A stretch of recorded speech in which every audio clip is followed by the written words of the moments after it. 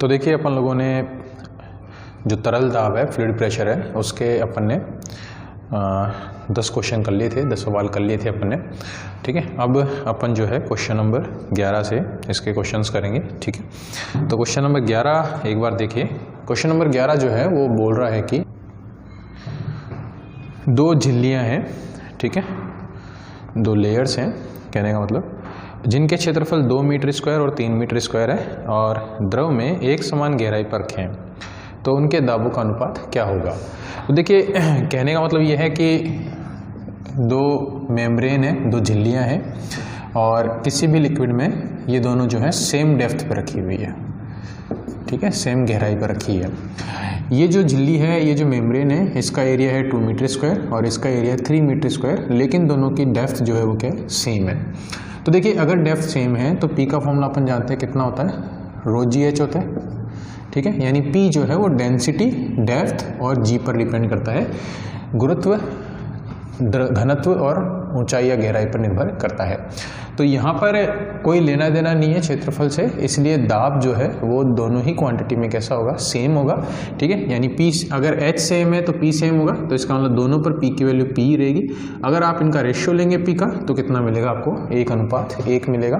ठीक है, जो आपका ऑप्शन नंबर कौन सा है, ए है आपका ऑप्शन।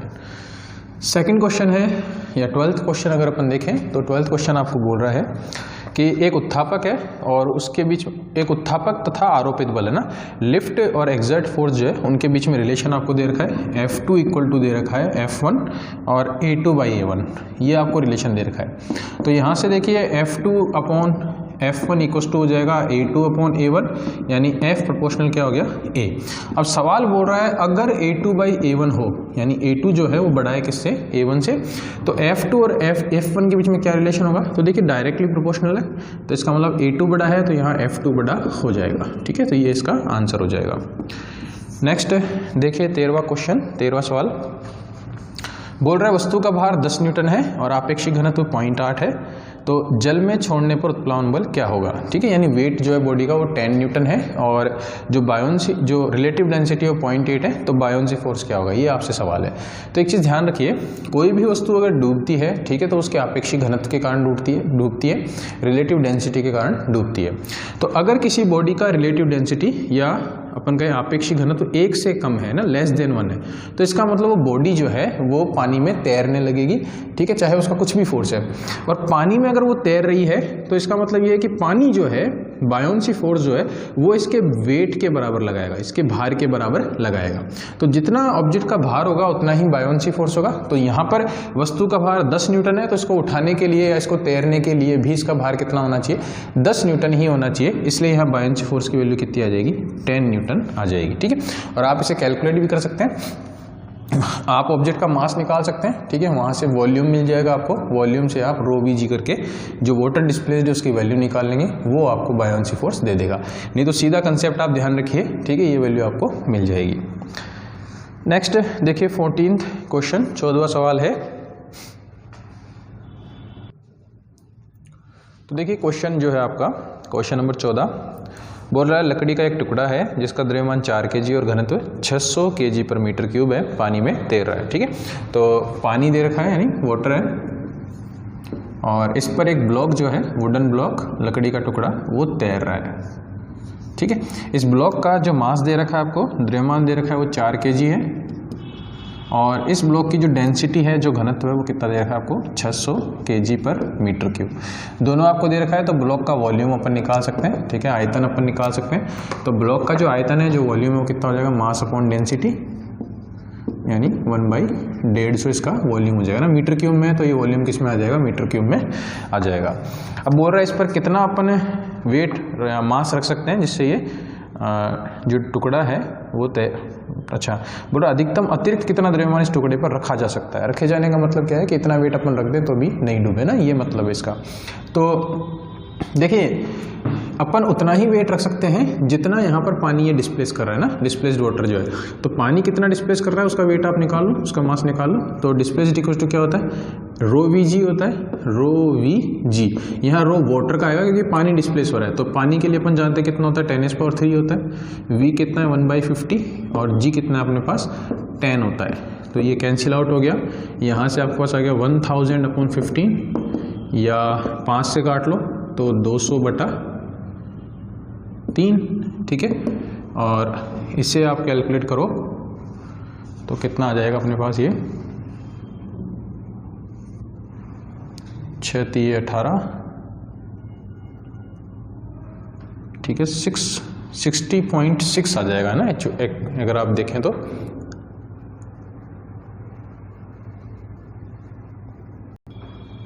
ठीक है, तो ये आ जाएगा 66.66 आप लिख सकते हैं। ये इसका वेट आ गया पानी का ना।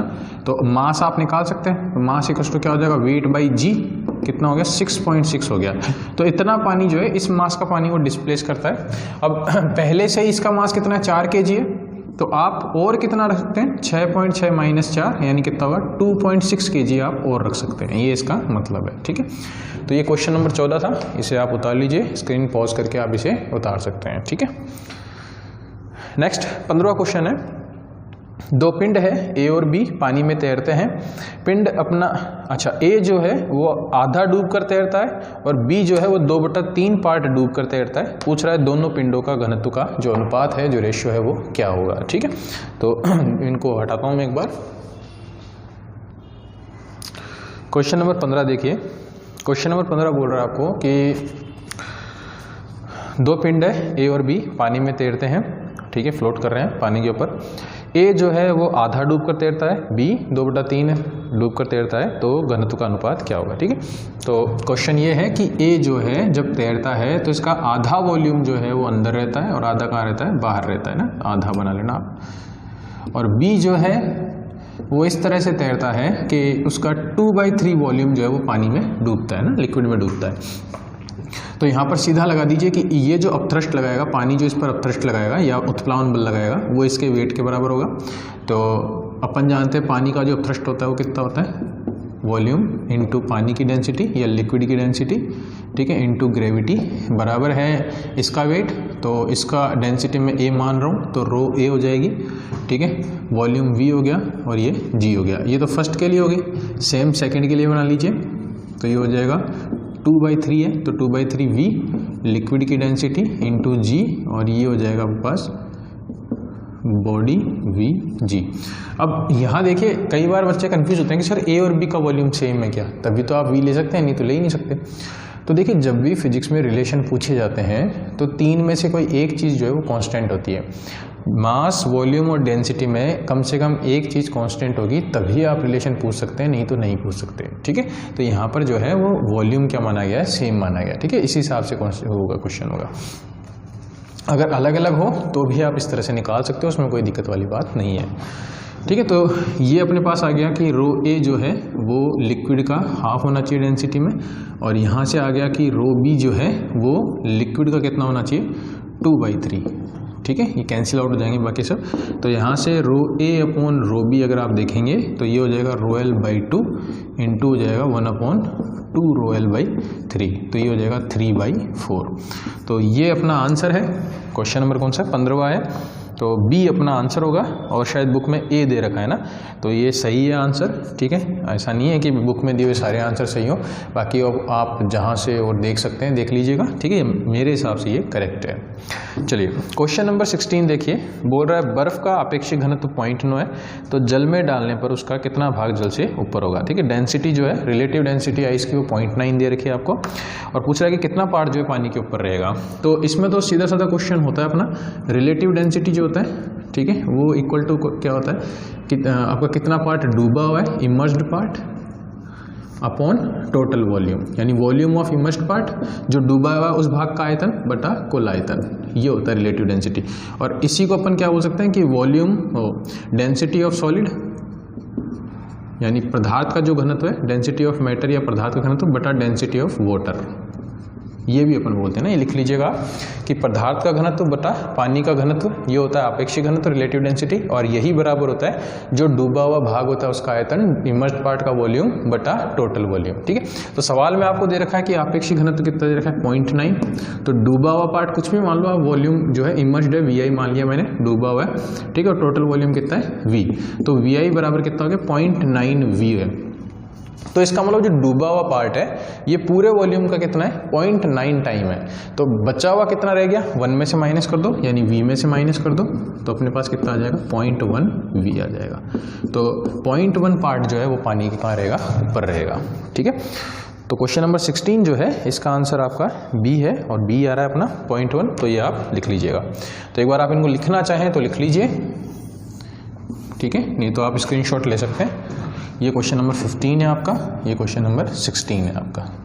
ठीक है, ये फॉर्मूला लिख लेना भी हिंदी में, पदार्थ का घनत्व बटा पानी का घनत्व, और ये होता है डूबा हुआ भाग का आयतन बटा टोटल आयतन, density of matter upon density of water, यहाँ इमर्ज्ड पार्ट वॉल्यूम और यहाँ टोटल वॉल्यूम। ठीक है, ये चीज़ होती है, लिख लीजिए एक बार, या स्क्रीनशॉट ले लीजिए। चलिए तो मैं एक बार इसको रफ करता हूँ। चलिए 17 या 17वां सवाल है कि बर्फ का घनत्व जो है आपको x दे रखा है ग्राम पर सेमी क्यूब में।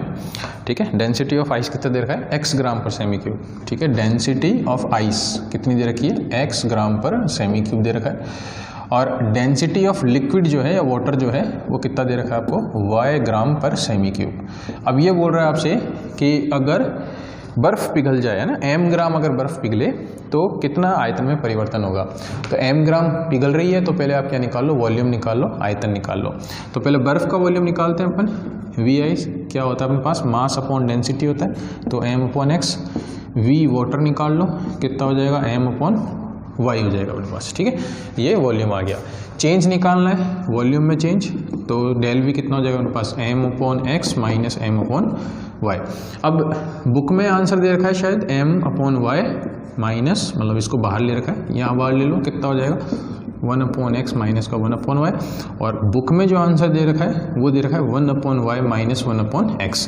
तो यहाँ से माइनस कॉमन ले लो, ये वैल्यू आ जाएगी। अब बात है ये माइनस क्या शो कर रहा है यहाँ पे, ये माइनस ये शो कर रहा है कि जब भी बर्फ से पानी में कन्वर्ट होता है तो वॉल्यूम में क्या होती है, कमी होती है, वॉल्यूम में रिडक्शन होता है। आप लोगों को पता है कि सिर्फ पानी ही ऐसा सब्सटेंस है, पानी ही ऐसा पदार्थ है जिसकी सॉलिड फॉर्म में, ठोस अवस्था में उसका वॉल्यूम कैसा होता है, ज़्यादा होता है। यानी जब भी वो सॉलिड से लिक्विड में कन्वर्ट होता है तो उसका वॉल्यूम क्या होता है, कम होता है। ठीक है, तो ये माइनस यहाँ पर वॉल्यूम में कमी बता रहा है, रिडक्शन इन वॉल्यूम बता रहा है। ठीक है, तो ये आप लिख लीजिए।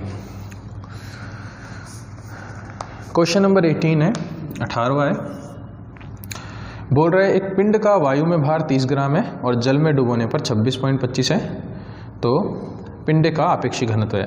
तो एयर में वेट दे रखा है 30 ग्राम है, और इमर्स्ड वाटर में जो दे रखा है वेट वो कितना है 26.25 ग्राम है। पूछ रहा है रिलेटिव डेंसिटी क्या है। तो रिलेटिव डेंसिटी का मैंने फॉर्मूला बताया था आपको, अपेक्षित घनत्व का क्या होता है कि वेट इन एयर, हवा में भार होता है वो, अपॉन वेट इन एयर, हवा में भार, माइनस वेट इन वाटर, पानी में जो भार होता है। तो एयर में कितना है 30 है बटा 30 माइनस 26.25, तो ये कितना हो जाएगा 30 अपॉन 3.75। ठीक है, जोड़ बाकी कर लेना, तो ये होगा 3000 बटा 3.75, तो ये कितना आ जाएगा 8 आ जाएगा सीधा सीधा। तो इसका ऑप्शन सी जो है इसका आंसर हो जाएगा। ठीक है, ये आप चेक कर लीजिएगा एक बार। चलिए क्वेश्चन नंबर 19 और 20 देखिए। चलिए इनको इरेज कर रहा हूँ मैं एक बार, आप लिखना चाहें लिख लीजिए।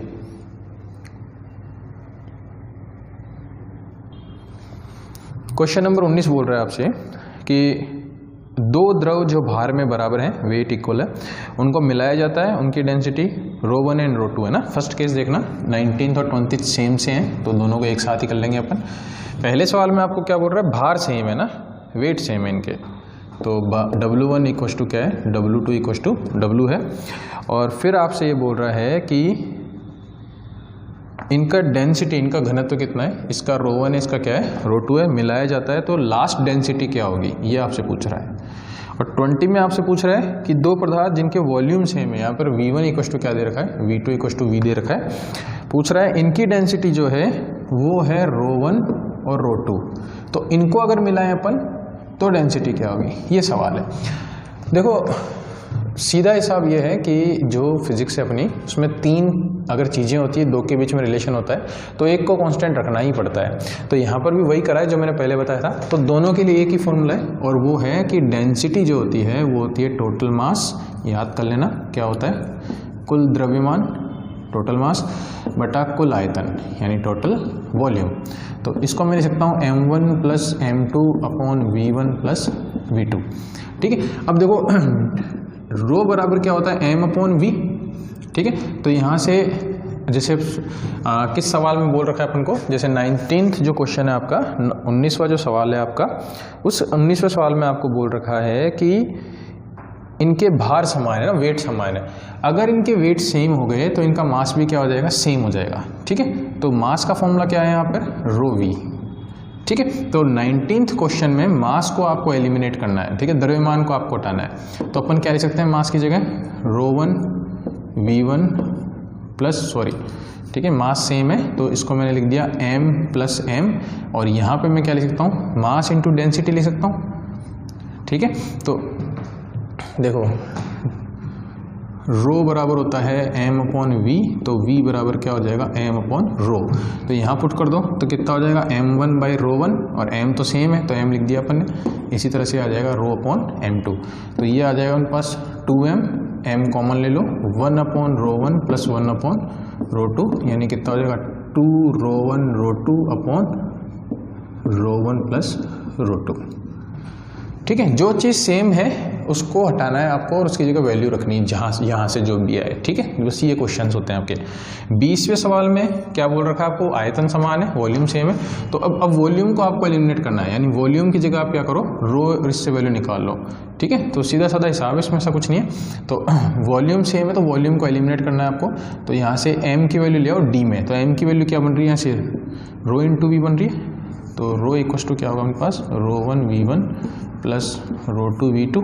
ठीक है, इसके लिए, और ये कितना हो जाएगा, v1 प्लस v2। अब v सब में सेम है तो ये आ गया v row one plus row two, यहाँ भी v सेम है तो कितना हो जाएगा 2v, कैंसिल आउट होकर अपने पास क्या आ जाएगा, row one plus row two upon 2। ठीक है, तो ये आपके 20 सवाल है, 20 सवाल है। बाकी के 10 क्वेश्चन जो है अगले सवाल में करेंगे। एक देखिए, काफ़ी बच्चों के व्हाट्सअप आ रहे थे कि सर जो आर्किमिडीज प्रिंसिपल है, आर्किमिडीज का सिद्धांत है, डूबना तैरना जो भी है, इसमें बहुत सारी दिक्कत आ रही है, तो इसके वीडियो बना दीजिए। तो आप लोग कमेंट कर दीजिए। ठीक है, आप लोग जितना आप लिखेंगे उस हिसाब से, देखिए इंस्टीट्यूट कहेगा कि भाई आप आर्किमिडीज पर वीडियो बना दीजिए तो मैं बना दूंगा। ठीक है, ये आप लोगों के ऊपर है, आप अगर कहेंगे तो ही मैं बनाऊंगा, नहीं कहेंगे तो जो अपनी सीरीज चल रही है उसी में अपन कंटिन्यू करेंगे, उसी में जो अगला अपन क्वेश्चन है 21 वहाँ से अपन करेंगे। ठीक है, तो ये आप लिख लीजिए। Thank you.